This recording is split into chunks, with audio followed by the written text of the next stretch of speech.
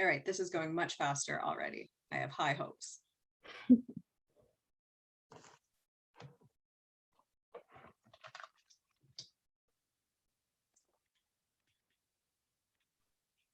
much faster.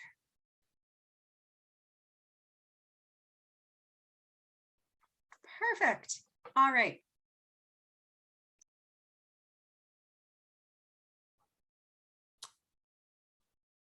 I think we lost Sarah, and she's their person to kind of do all the tech stuff. Sorry. So we might have to wait for a few more seconds. I apologize.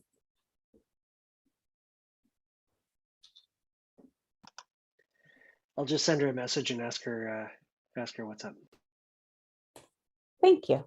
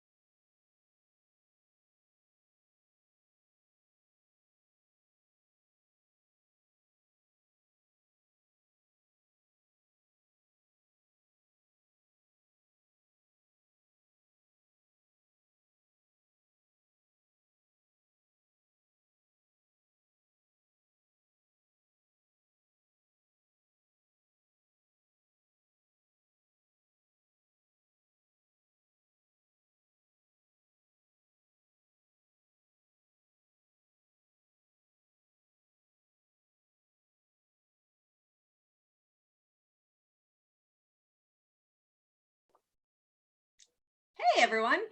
I don't know what happened to me. We went live on YouTube and then I disappeared. So that's fun. But we are now live on YouTube. I think we're good to get started. So I am going to start reading. So hi, everyone. Thank you for bearing with us. My name's Sarah. I use she, her pronouns. I work here at Eating Disorders Nova Scotia, and I'll be your host for this evening. So Eating Disorders Nova Scotia is a small nonprofit. We're located in Chibouctic, which is Halifax, Nova Scotia. And we are located in Mi'kma'ki, which is the ancestral and unceded territory of the Mi'kmaq people. It's also the home of a large population of African Nova Scotians for over 400 years.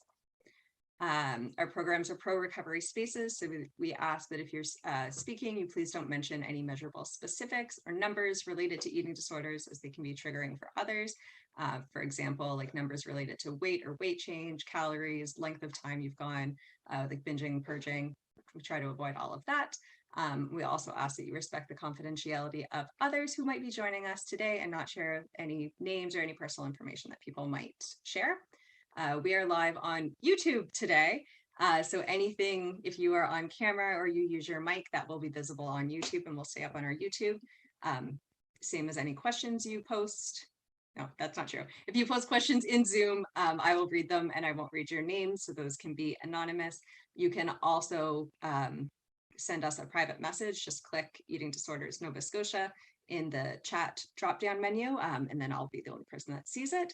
So if you are joining us from YouTube, there's only about a 5-second delay, so feel free to add any questions or comments in there, and I can relay them back into Zoom. We also have enabled auto live transcription, so if you would like to access that, you can click the closed captioning at the bottom of your screen. And with that, and all of the tech delays, I hope you're all still with us. And I will introduce Rania, who can introduce herself quickly, and then we'll get into the questions. And you are on mute. Okay. All right. Thanks. Thanks, Sarah. Hi, everyone. I'm Rania, pronounced like Tanya. That's the easiest way to kind of remember my name. And I use she, her pronouns.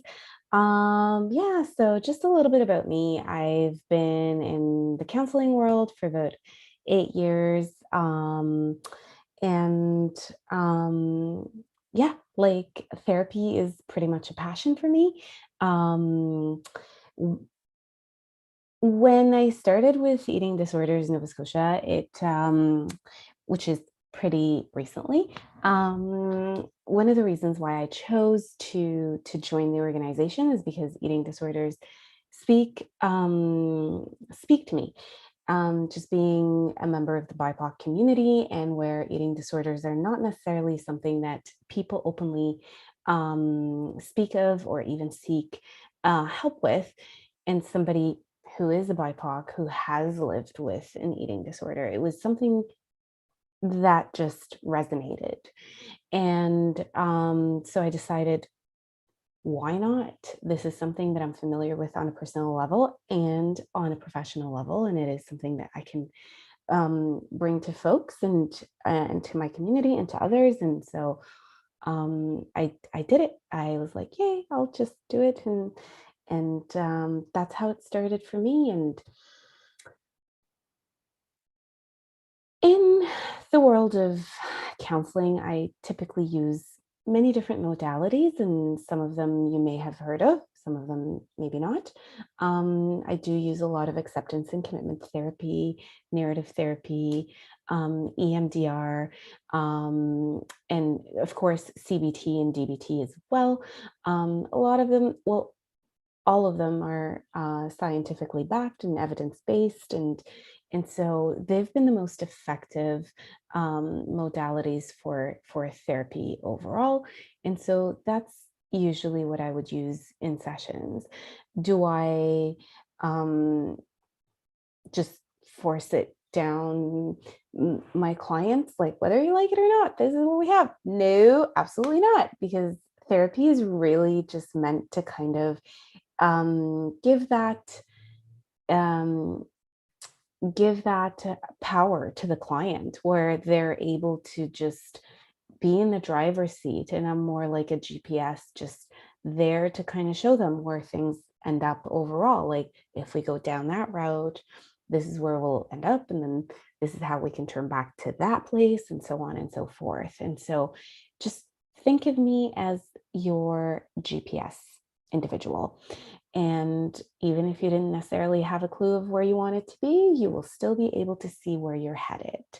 And that's kind of really valuable in the world of therapy.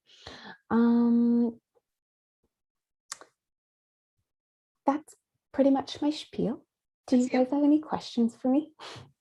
I'm like trying to think of what it is that I do, but I've done it for so long that I'm like, I don't know. That's kind of what I do. I've got some questions that were Yeah. sent to us ahead of time. And then if anyone joining us on the call has any, feel free to send them to directly to me at Eating Disorders Nova Scotia, or you can use the chat box and send them that everyone can see.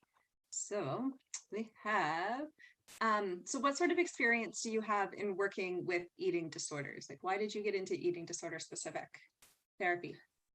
So eating disorders are something that affect many, as I mentioned, like many people. And it is, I got into it just because of my personal experience as a person who has lived with an eating disorder, but also in my clinical experience, just working with a lot of people, and just seeing how oftentimes eating disorders come hand in hand with other disorders, and so comorbidity is often high, and it's easy for people to kind of just um, run with an eating disorder and just completely neglect other aspects of the root of the disorder, or maybe even other things that they're living with, and just kind of um, pick and choose. So I kind of like having a more of a holistic approach to see a person as their entirety of all of their experiences and everything that they've gone through and everything that they've experienced, not just like necessarily one thing or another. And those are some of the reasons why I chose to kind of go into this field. And so in previous lives where I've worked with like clients who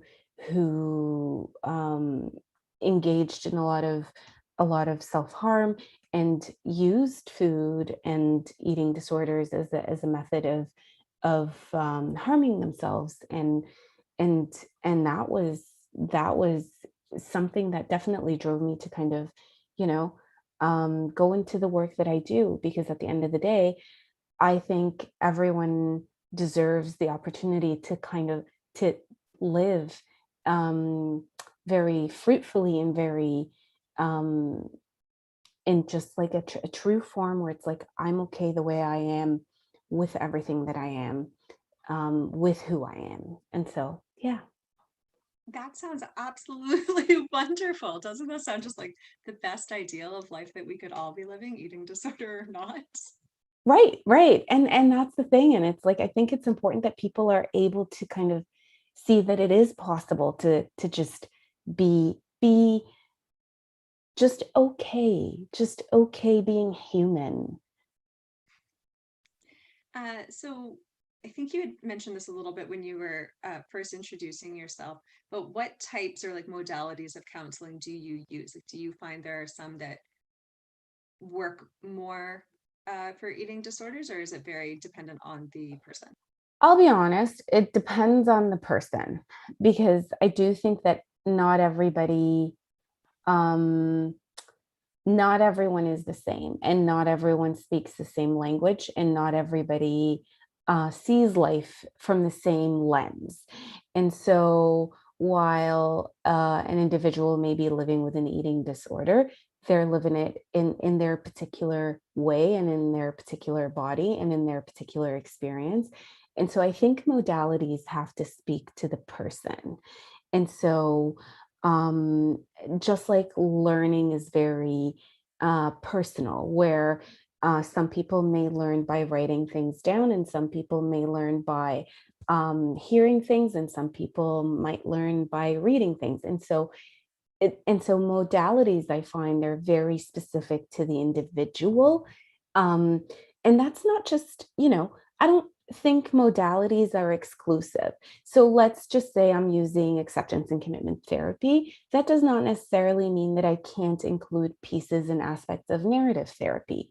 And it's just sometimes we just have to be able to use the best tool um, with that individual and in that moment, because as human beings we're experiencing life in time frame. And so who I am right now in this moment and what I'm going through in this moment is not necessarily the same thing that I might have gone through yesterday or what I will go through tomorrow. And so even if a person prefers a certain modality or does better with a certain modality, it doesn't necessarily mean that it's the one modality that it's going to be um, the tool that's going to be used the entire way. Sometimes you need a hammer and sometimes you need a screwdriver. And so that's kind of how I see therapy.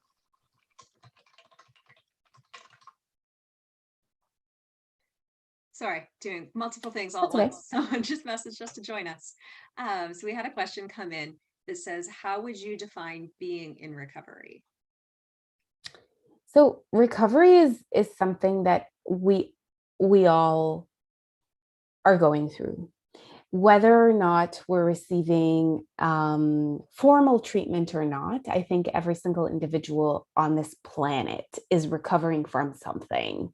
Okay. And so that piece of recovery is an everyday work in progress with all of its ups and all of its downs and all of its pitfalls and all of its successes.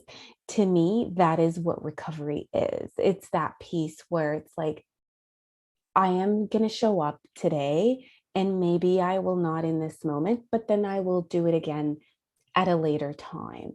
And so for me, that is how I see recovery. It's a work in progress, it's an everyday, and it's just not letting whatever it is that you're living with completely consume you and suck you in, if that makes sense. No, absolutely. I think we all expect recovery is just you start on recovery and then you work towards it and then you're recovered. And that is just not the way that it works at all. Mhm. Um, so would you be comfortable sharing how long you've been in recovery and sort of like what your first steps were to getting on your recovery journey? I kind of want to say that the first time that I recognized that I, well, okay, there is a few bits to this, right? It's the first time that I recognized that I did live with an eating disorder was when it was about in 2000 and I want to say 12. I used to go to this shop. It's not a shop. What do you call it? Like a place where people get food. Not a restaurant. It's not a like it's like a Cafe?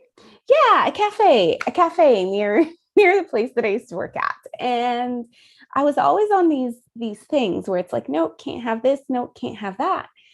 And then the owner of the cafe looked at me and he was like, it's food, it's nourishing, it's not poisonous. And I was like, oh my gosh, like, have I just been doing this for the last X amount of time? And it really, to be honest with you, just reflecting back, it probably started when I was like maybe 8 years or 9 years. That's really when things like just, and that was when I really kind of had to unpack my own and just reflect back as to how I've been feeling about myself, about my food, about my body, about all of it. But it was in probably 2012 was the first time that I really, it just hit me in the face. And I was like, holy moly, guacamole, like what have I been doing? And it really just, it opened up my eyes and it kind of, it shaped where I went in life, to be frank. And so it, it, um, it really encouraged me to kind of go into therapy and help other people and get into the work that I do now. And especially coming from my cultural background, which is, we don't talk about these things, and it's okay to make comments about people's appearances, people's traits, people's habits, people's everything. And it's a free for all. And that's how it is. And that's why I kind of want to be where I am right now. Awesome. Well, we're glad that you've joined us. So someone wants to know, do I have to have specific recovery goals to get started with you? No, you might not even, like maybe you don't know what it is. You just don't necessarily feel like your life is completely um where you would like it to be. You just don't know where you want to go. And that's what I'm that going back to that GPS piece. It's like this is the map and this is where you'll end up if you do this or do that. And so you don't need to have any specific recovery goals. We can work on those together. And it might take a session, it might take a few sessions, it might, we'll just meet you where you're at. Perfect. So how will we know or like be able to assess if I'm making progress in the sessions? So, progress specifically with therapy, it is not always giant leaps that you're going to see, okay? It is probably a lot of baby steps.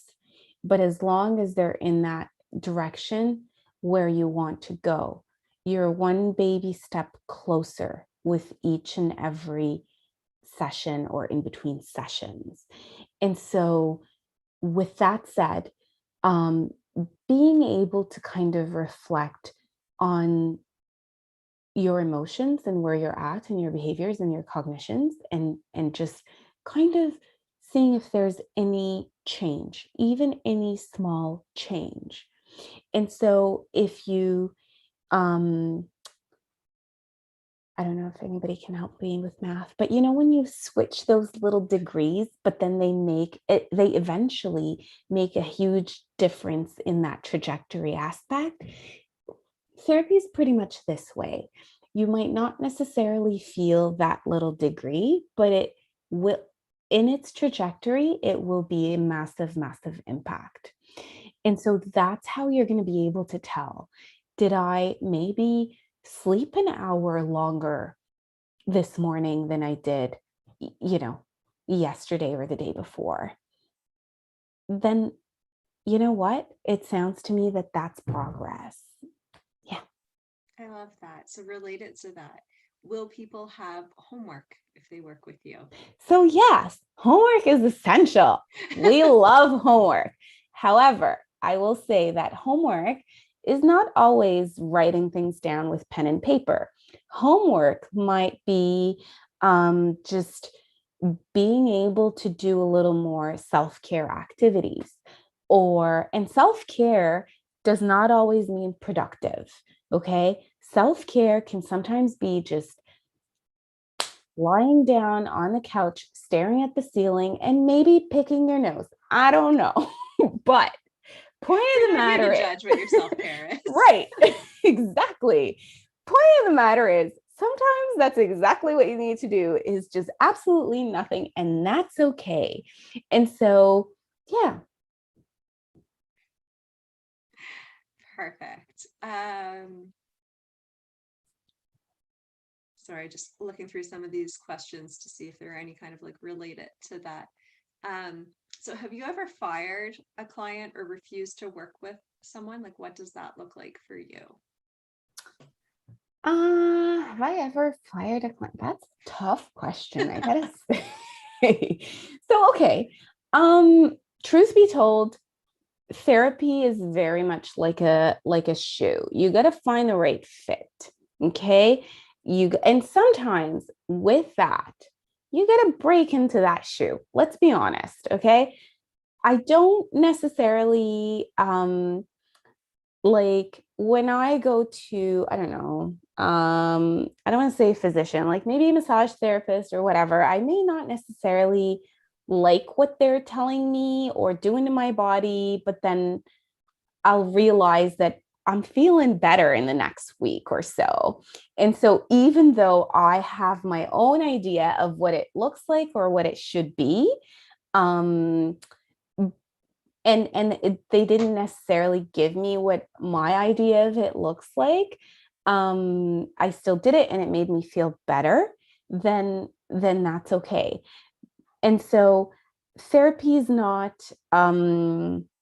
it's not a very clear cut thing, like here's let's um let's let's see if I fit into this box or not necessarily. That's not how it goes. And so no, I don't think, no, I've never fired a client. And so no, but I've definitely advised them on whether or not it was the right fit for them.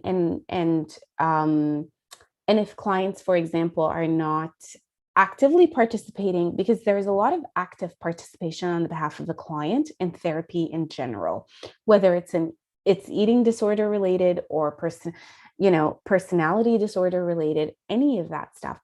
The onus is very much so on the client. The client has to have an active part in where they're going. Because remember, I'm the GPS and you're the driver, right? And so if you're not driving, it doesn't matter what the GPS or how good the GPS is, it's just not going anywhere, right? You're in that driver's seat. And so I don't, yeah. And as a GPS, I don't think it's for me to fire the client. You So, just keep rerouting them, just like the right, GPS. exactly, exactly. And eventually you'll either turn left or get out of the car, really. I love it. That's such a good analogy. Thank you. So what does the session with you look like? Like when someone walks through the virtual door, Mm-hmm. like what can someone expect? How should someone prepare for their first appointment? I think just be okay with maybe being a little bit scared and anxious and maybe slightly uncomfortable, because we will be talking about things that you might not have wanted to talk about for a very long time, but you should or want to or whatever. I don't like shoulds. Sorry, I take that should back. And so it's basically just being okay with just dipping your toes in some water and you're just feeling it out, right? We're creating a safe space. You're getting to know me just like I'm getting to know you. Okay. And so in our first session, I'm likely going to be asking a whole lot of questions, and questions that are not necessarily happy questions. Just because if you think about it, when people go to therapy, they're not necessarily, um, they know they want it. They know it's a thing in their life that they've chosen to act on. However, you may not necessarily be ready to kind of come face to face with a lot of these questions. And that's okay, because this virtual room is padded, and you're going to leave okay. You're going to leave fine, and you're still creating that safe space with me. And there's a lot of directionality that I'll probably be taking from you, right? What is it that you want? Where would you like to go? Do we need to add in a gas station along the route? Are we looking for a Tim Hortons? Right. And so you're still in very much in control of what it looks like, but you're also being encouraged to um, essentially just kind of take a little bit of a chance on me, a chance on therapy, a chance on you. And so in that safe zone, if that makes sense. Yeah, and I think that kind of leads into one of the next questions, which is some therapists are more comfortable addressing the immediate problem and others want to focus on the deeper issue. Where do you lie along that? I think it really depends on what the client is deeming as the priority, because I think it's the client's life, and it's the client who's, at the end of the day, the session is about 50 minutes, right? And you have to do the rest of the week on your own. So what is it that you need to do the next week minus the 50 minutes? Um, to bring you to that successful completion of that week until the next session, or 2 weeks, however you decide to do your sessions, right? And so I don't I'll meet, genuinely, like, I'll meet the client where they're at. They really are the expert on their own lives, and I think that's the most important thing for me to recognize as a therapist. Yeah, absolutely. Um, so about the sessions, how often would you say, like, what would you recommend for someone as to how often they should see you? Okay. So I do like weekly sessions, and I find that they hold the therapist and the client accountable, right? And so it kind of makes sure that people stay on track until they get closer to where they would like to be. Okay. And it makes sure that they're able to kind of get a handle on things, so that once therapy concludes and wraps up, um, these skills remain um, sharp and on your mind, right? And we don't want the tool to become dull. And what happens, I find, is that when people go long stretches without seeing the therapist, we park the tool and we forget about it. And then it gets rusty. And then we say it doesn't work. But it's not necessarily because it doesn't work. It's because we haven't used it enough. And so that's why I personally prefer weekly sessions to do with the clients. However, sometimes bi-weekly might be a little more helpful, just because it gives the client an opportunity to kind of like um, experiment with the tool in different ways, right? And so it really depends. They both have their advantages, and I think just going back to weekly sessions, there is a momentum factor, right? You're riding that wave. You're making sure you're not necessarily doing a lot of the hard work on your own, where it's like you're being carried away by that wave. Yeah. Perfect. So how long can someone expect to be in therapy? Is there kind of like an average timeline? Or again, dependent on the person and what's Depending going on the on. person, definitely depending on the person. Some clients may need more sessions than others, but I think anywhere between 6 to 12, which is a brief therapy model, which is a good model. And I mean, I don't necessarily think there's good and bad models, but overall, like I don't want to say good, like a standard, a regular, an average. That would be something that often people go by, and it's an amount of sessions that will kind of give you what you need without necessarily breaking the bank, if that makes sense. And so, specifically with therapy, um, oftentimes it can become expensive, and you need to be able to maximize most bang for your buck. Okay. And it doesn't necessarily mean that it's it's no good if you're getting the most amount. Like, it's not necessarily, you know, um m- maladaptive. On the contrary, it's just giving you the most that out of a brief period of time.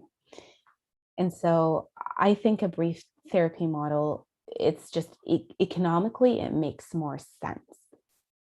And from an accessible point of view, it's like I want more clients to be able to access this service, right? And so that's why I encourage it. However, if you're able to, and if you'd like to get more, of course, go for it. Why not? Perfect. So related to that, can you speak to a little bit about like the process? If someone wanted to book a session with you, how do they do that? And about the subsidy program that we have? Okay. So I'm not too familiar with the subsidy program. I know you can apply for it. I don't know how to apply for it, I to be will link frank. that right now. Thank you, Sarah.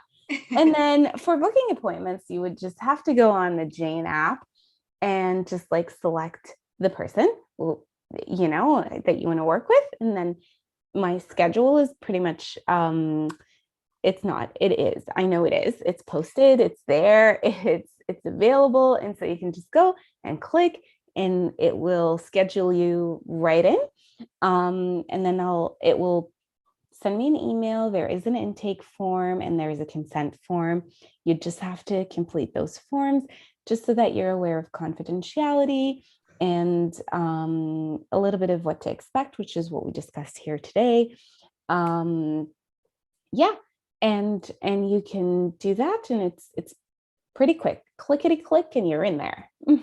Perfect. So related to the confidentiality, can you speak a little bit more if someone has never gone to therapy, like what is confidential, what isn't confidential? Do you speak to people's dietitians, their peer mentors, their family doctors? How do you engage with the rest of the people on their team? Or do you? Great questions. So in therapy, anything that you say remains confidential. Anything and pretty much everything that you say remains confidential. However, there are some exceptions slash limitations, and those limitations are if there's a risk of self-harm or a risk of harm to others, risk of harm to children, and a court order. These are the only times that what's discussed in therapy is not necessarily, like, these are the only times where confidentiality may be broken. And again, I it would have to relate to these particular relating matters, right? So it's not necessarily your entire history becomes a free for all, um, even under those, um, limitations to confidentiality. Um, would I speak with the dietitian or the peer mentor? Only if consent has been given by the client. So I can't just go and speak with the peer mentor or what have you, if the client hasn't specified. It would still remain confidential, even if you tell your peer mentor, I'm okay with Rania saying this to you, or you can go ahead and ask Rania to, I cannot do it unless the client directly and explicitly and in writing gives me that permission. Does that clarify? Yeah. What about if someone has like a doctor or like a GP that's following them? Same thing? So everything is the same. So the client has to provide written consent to release information and specify, in fact, the information. So some clients are like, yeah, you full consent to discuss anything that we discuss. Great. And then other clients might have more of a limited approach. I'm okay with you talking about, certain things such as X, Y, and Z. And so I would have to stick to that and what is prescribed by the client, because the confidentiality is yours, not mine. So would you ever include family members or partners in a session? So typically, it will have to depend on what the client is looking for. And so the client is in control, right? The client is, sessions are typically one-on-one, okay?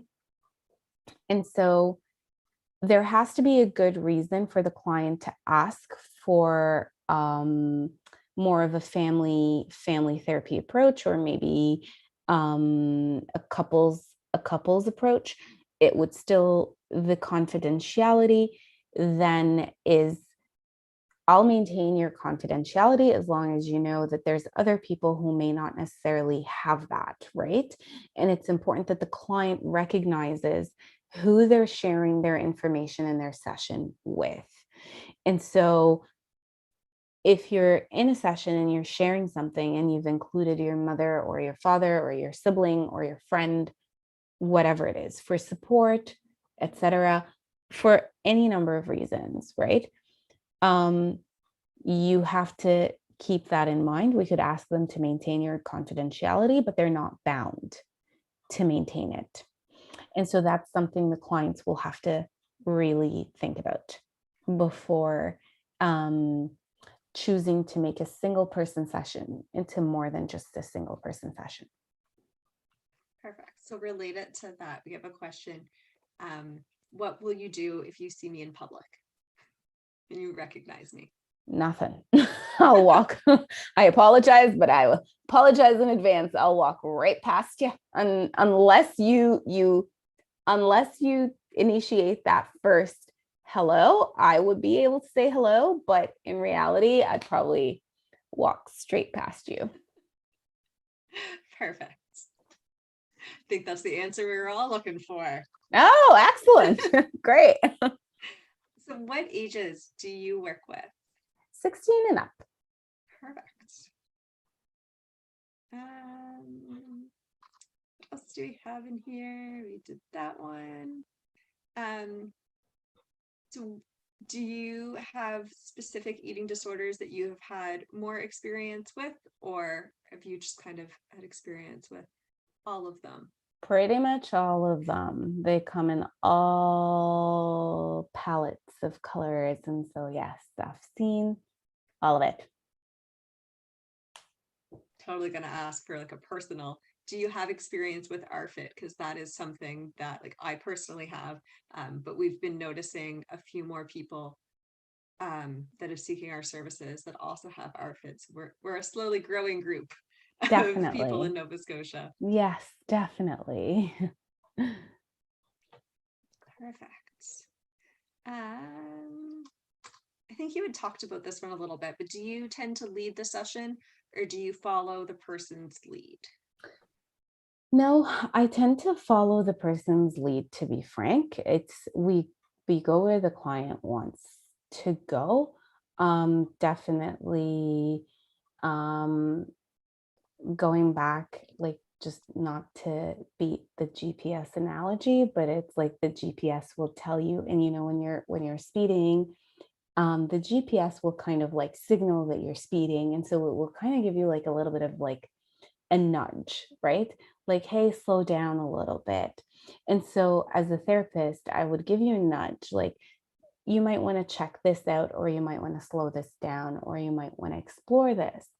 And we might put it on like the back burner, but it's not going to be forced. You're not on a train track, okay? You're not. It's a free open road, and we go where you want to go. I'll give you suggestions, like, hey, like, you might have missed this sign, right? But I'm not gonna force you to go into like a specific direction. Perfect. Dustin has a question, but he says it's too hard to text, so he's just gonna say it. Thank you. Can you hear me okay? Yes. Yeah, okay. I've been a peer mentor here for a little over a year, and I'm kind of curious about how the transition might work, or just how the process might work. And I might have missed you speaking a little bit about this earlier, but I can think of, like, say, one mentor in particular that I think would benefit from some more complex help, you know?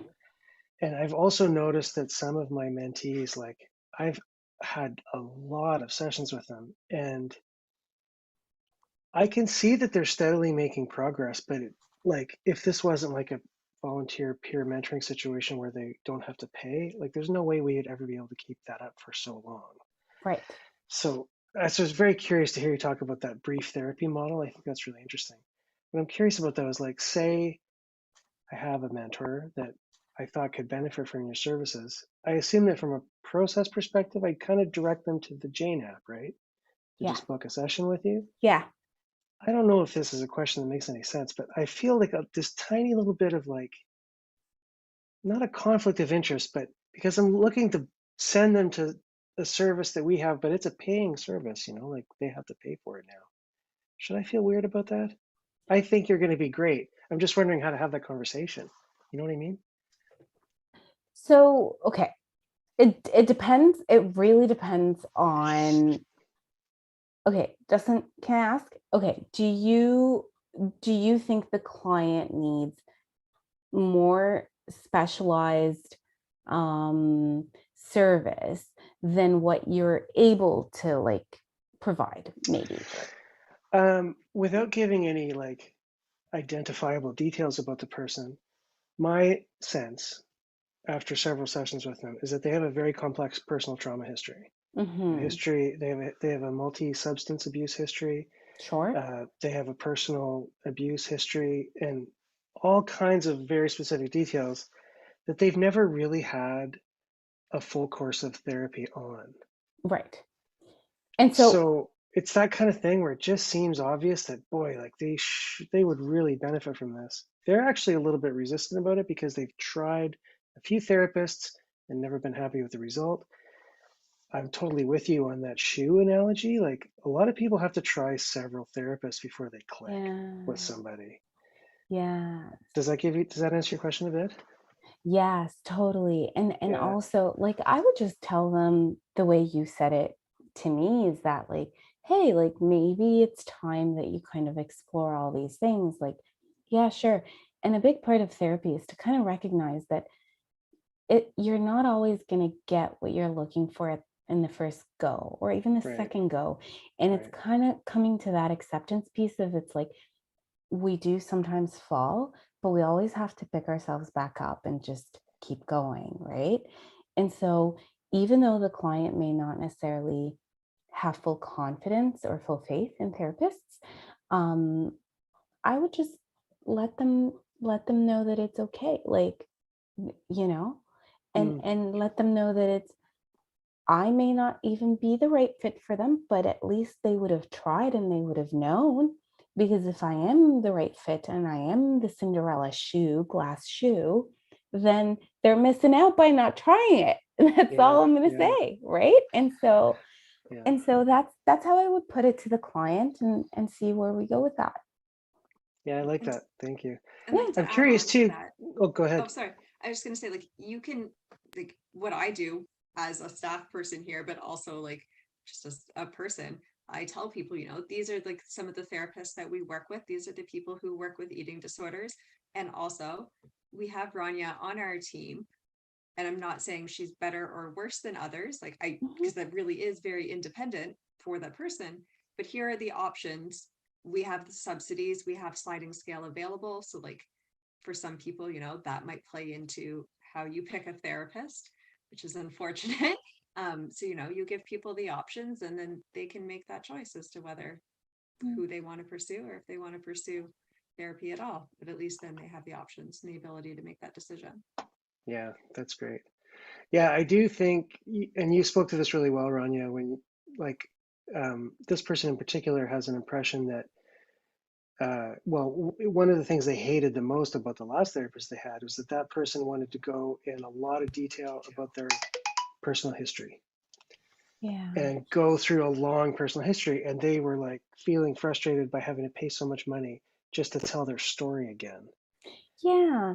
And you know what? I'm really glad you've brought that up because, for Yeah. example, EMDR is a therapy modality that's often used for trauma. Okay. It Hmm. doesn't necessarily mean it's better than any other modality. It just means that it's a lot of people do use it with trauma. Okay. And with EMDR, you don't really you give highlights. You don't necessarily go into like that deep detail and you're still working on that trauma piece without divulging your entire story, without rehashing the past. But then it empowers you enough to kind of, it becomes a distant memory where it's like you can talk about it if you choose to talk about it. And Mm. so um, it is something that the client might want to explore. I would encourage them to kind of research it, see what they think You about can it. do it? You can do Yes, EMDR? I am Oh, yeah. EMDR trained. Yeah. Yeah. Yeah. Yeah. And so that's an option for the client here at Eating Disorders Nova Scotia. And so Nice. yeah, and so it's really, but I would encourage the client to look into it and see if it's something that they would want to do. Thank you. That's great. Yeah, absolutely. That sounds a lot to like what you were talking about, that you let the client choose their journey. Where would they like to go with this? If you don't want to talk about all your dark, Right. dirty past, you don't have to focus on whatever's Exactly. happening right now. And Yeah, you it will still be there in the future if you want to talk about it then. exactly. Exactly. Yep. All Can I right. ask a follow-up? I'm just curious, do you find that this is going to be such a general question, but do you work with men and women, not just women? You work with anybody who comes to you, right? Yeah. Do you find there's a big Definitely. difference? Have you treated many men with ED, I think is what I'm wondering. And do you find there's a big difference when you're treating them? Surprisingly, I have. You I mean, have. I'd like surprisingly to hear not about for that. me, but surprisingly for like the general, like, um, I guess societal, um, you know, preconception of who lives with eating disorders. Like I've had a lot of male clients, and so yeah. That's awesome. Like, it's not awesome that all of those men have their eating disorders, but it's really great you have the experience working with both. Um, so what would you say are your strengths as a therapist? Ooh, ooh. Right? It's Okay. like an interview all over again. Yes. um, so as a therapist, I think I really pride myself on like being able to kind of just build rapport with my clients and just be able to be real with them, just like as giving them the opportunity for them to be real with me in a therapy session, in a safe space. It's like, this is your time, this is your session, and we can have a very real conversation. I do find that a lot of clients, I've worked a lot of my experience has been with marginalized populations, okay? And so oftentimes professionals treat marginalized populations in a very like there's a lot of use of like big words and big terminology and throwing textbooks on clients, and clients don't feel very connected to the person providing the treatment. And so I pride myself on just being able to speak with the client in a language that they understand. And I think that's important, um, because the client has a right to know what it is that I'm saying and what it is that I'm delivering. And so just giving them that sense of empowerment through that rapport. Um, and in reality, when you're encouraging clients to become more and more empowered, then the first place that they're going to have to experience it is probably in that therapy room where they can say, no, that's not what I meant. You got it all wrong, Rania. And that to me is is a huge thing for the client to be able to do. And so I take pride that my clients can do that with me. Yeah, that it totally makes sense. You're paying for a service. You should be able to like understand what's happening in the service and be able Yeah. to relate to the person. I think we've all probably had that experience of talking with someone who uses all of like their big textbook words and you're like, I need a thesaurus to understand what is happening. Like Right. this isn't helpful. It's not a fun conversation. Right. Just Exactly. end up feeling like there's even more of like this power dynamic of like this person knows all these big words and they're so smart, so they obviously know more than me. Yeah. And when it's not even me living in their shoes and in their life and in their, it's like, it's, to me, it's like that doesn't, no, no. All right. I think that is it for questions that have come in. We'll just give a minute or two to see if me saying that has any last questions that come in. And otherwise, we might just wrap up a couple minutes early and you can enjoy your beautiful Mhm. Tuesday Hmm. evening. Give me one sec here while I check all of the platforms to see if any other questions have come in. I've been monitoring Twitter and Facebook and Instagram and our YouTube just to make sure we've got all of the bases covered here. That's a lot of social media. But it looks like that is everything that we've got. So unless there's any last burning things that anyone has, or Rania, if you have any last final closing remarks for the people, and I will post all of the links of how to get in touch with you as well and to book your sessions in the chat.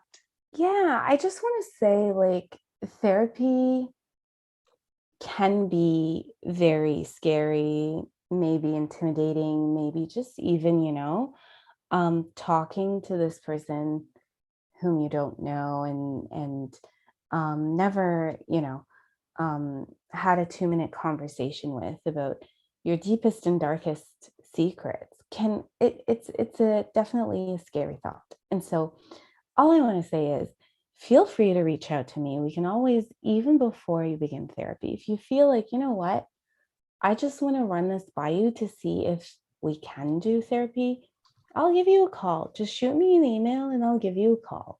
Um, I don't want this to be a scary experience. I want this to be a comfortable one. It can be scary. It might be scary for the first little bit, but know that I'm here for you. And so, whatever it is that I can do to put you a little more at ease, I will do. Just use your voice and let me know. And will you teach people to use their voice if they don't quite know how to do that as well? 100%. Perfect. I'll be the first person they practice on, just so you know. Awesome. That is all we have for tonight. So thank you, Rania, for doing this and answering all of the questions. Thank you to everyone for sending us all of your questions. This will be up on YouTube, so you can watch it. Again, if you want to share it with people, and then all of the links are it's eatingdisordersns.ca/therapy. So it's super easy to find online. There's lots of information there, as well as the link so that you can book directly on Jane and get started with your therapy sessions. Looking forward to meeting everybody. Have a good one, everyone. Thanks so much, everyone. Bye.